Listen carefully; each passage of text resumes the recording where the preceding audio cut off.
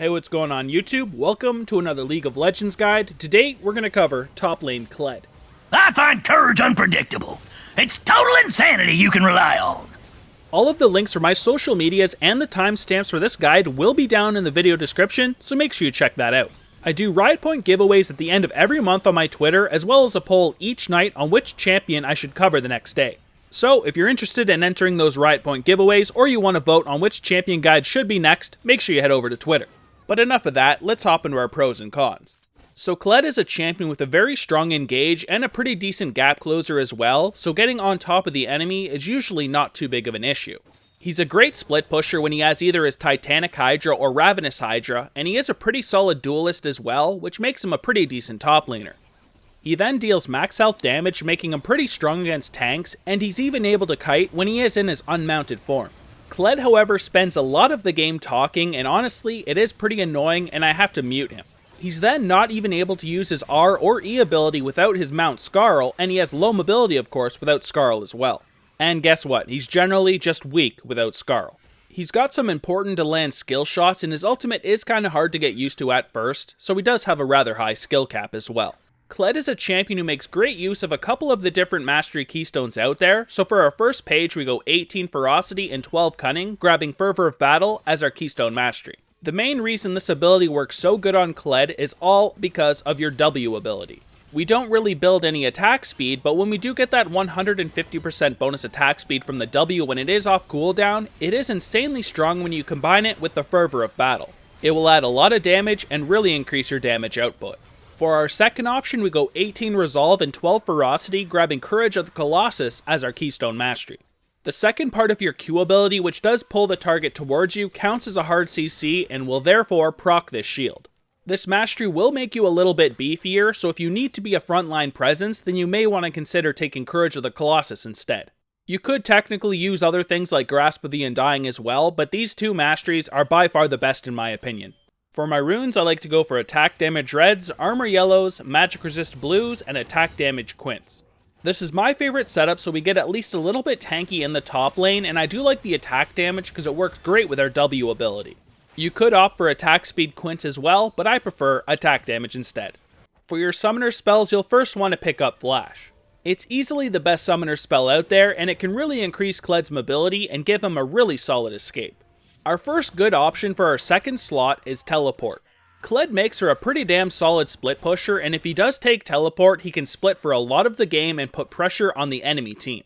If you're instead looking for some added kill pressure, then you could also take Ignite. It has the potential to increase your chances of snowballing in the top lane, and it's even better if you're against something like Mundo or Swain that abuses healing. For our last option, we have Exhaust. This will be a great one if you are against a high damage matchup that is pretty hard, something like a Yasuo.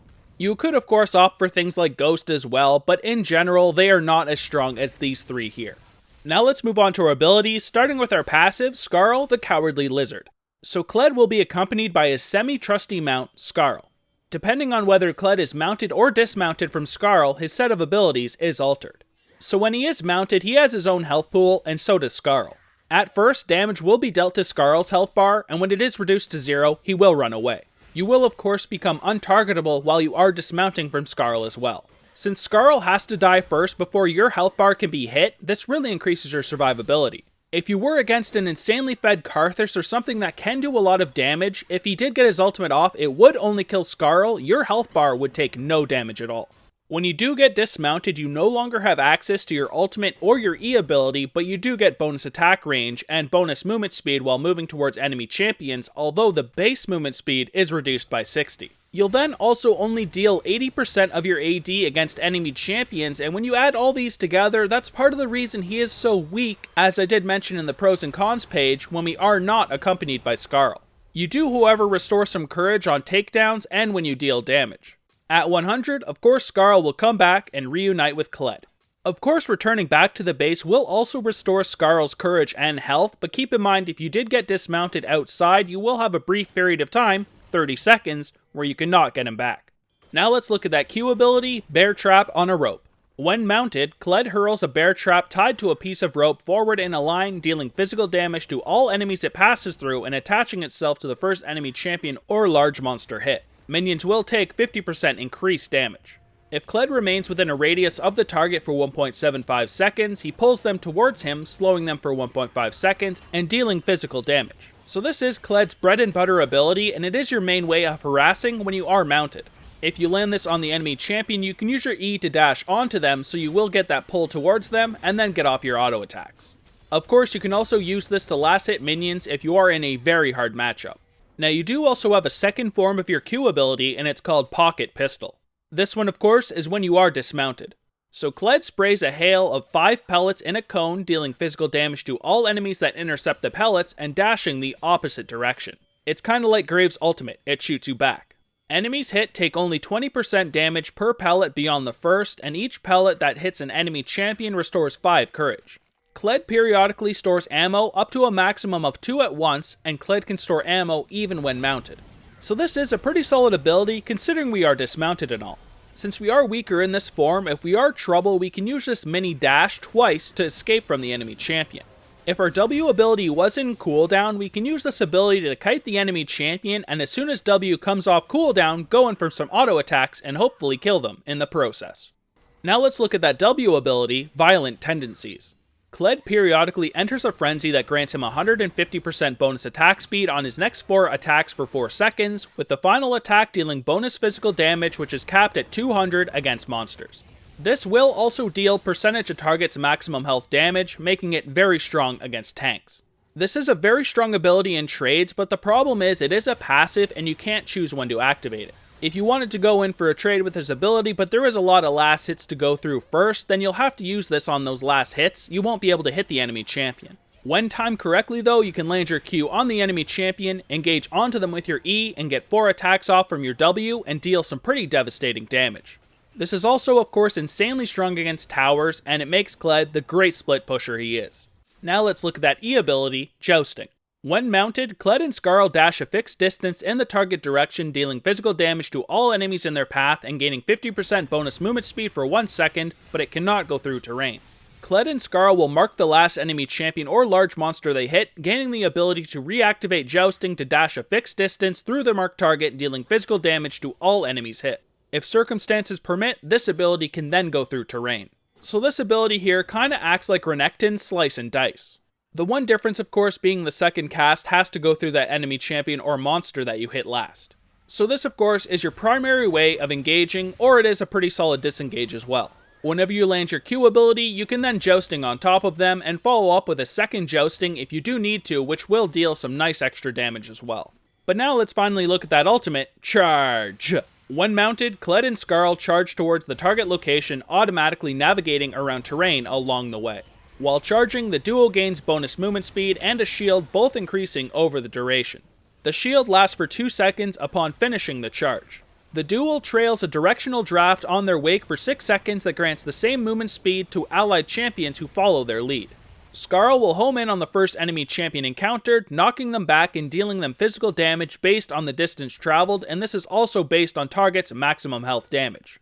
So as this is called Charge, it is a pretty good engage. The best part about it though is you can use it to engage with your entire team because of the draft that they do leave behind that your team can move through to gain movement speed as well.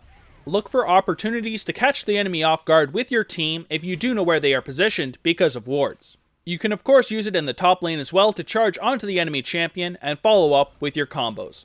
For our skill order, we first want to put a point into our ultimate whenever we can at 6, 11, and 16.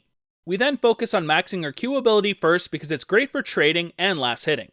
We then move into our W ability because it's also great for trading and it works great with our Fervor of Battle. Finally, we save our E for last. Although it is a fantastic ability, we just need one early point at level 3 so we can actually jump onto the enemy champion. For our combos, we first have our lane trading combo. Start by landing your bear trap on a rope on the enemy champion and then jump onto them with your Jousting. At this point, try to hit the enemy 4 times with their Violent Tendencies, but you can activate your Jousting a second time if you do need to jump back onto the target or if you want to do some extra damage. For our all-in with ultimate, we first want to get onto the enemy champion with Charge. Then, since this will knock them back, I like to jump onto the enemy with our Jousting, so landing our bear trap on a rope will be much easier on the enemy. Then hit the enemy 4 times with Violent Tendencies and activate your Jousting if you do need to jump back onto the target or you just want to deal some extra damage. In the lane phase, of course your main priority is going to be to get as many last hits as possible. Your core build does cost a pretty decent amount of gold, and you'll need to last hit properly in order to be able to afford them. Next, you'll want to try and harass the enemy as much as you can in between those last hits.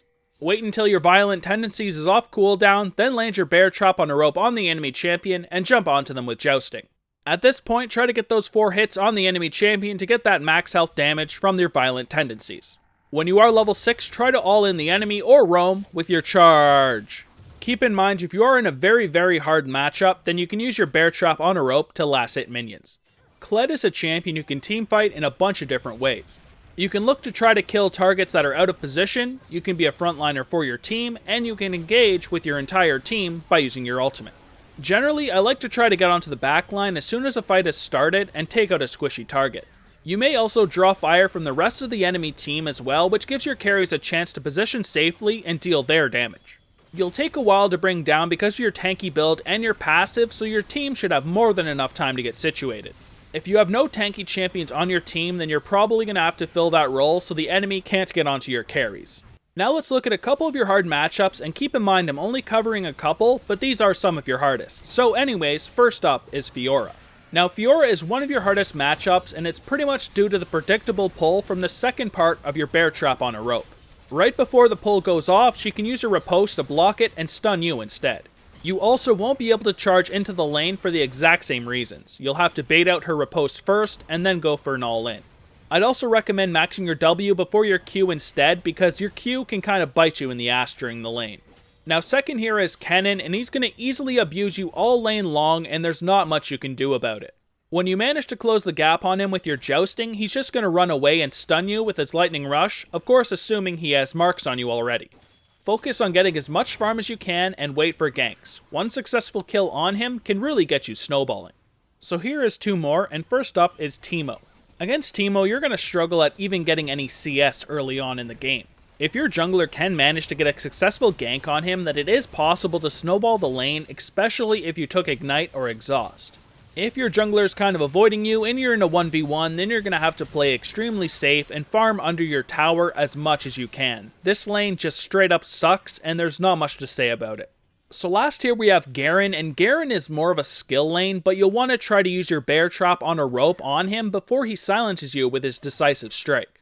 The good thing for you is that violent tendencies is not affected by silence at all, so you can still deal a lot of damage even if he silences you. Try to move out of his judgment and then re-engage when it's over with your jousting. Alright, now the last part, the item build.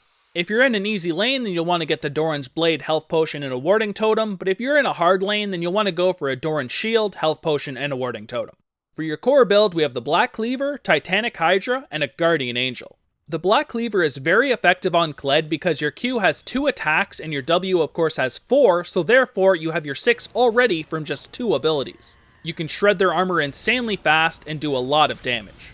So next here you have that Titanic Hydra, and you can also alternatively take the Ravenous Hydra. Both of these items will really increase your split push and add some nice damage at the same time. Now Guardian Angel is not an item you see too often in your core build, but it's really fantastic on Kled.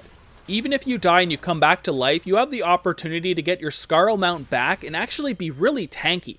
The downside to Guardian Angel is the fact that you can be killed right after you do respawn, but unless Kled is CC'd, he can sometimes get his mount and be very tanky right afterwards. For our boot options, we first have Merc Treads against high AP or CC, Ninja Tabbies against high AD teams, Boots of Swiftness for all-around mobility, and Ionian Boots if we need 10% CDR.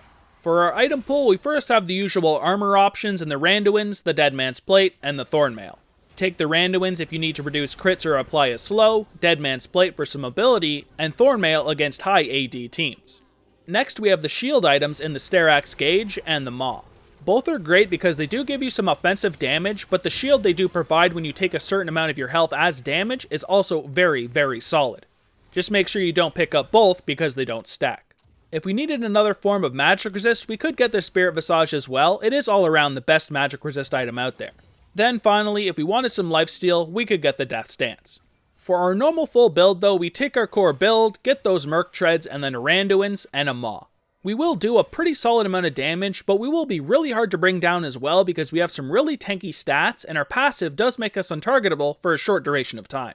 But that, ladies and gentlemen, covers everything I've got for top lane Kled in Season 7. Don't forget to check out the video description below for a link to all of my social medias, and my Twitter is where I do the Riot Point giveaways, so that's one you should definitely check out. But other than that, thank you guys a ton for checking out the guide, and I'll see you guys in the next one. Peace!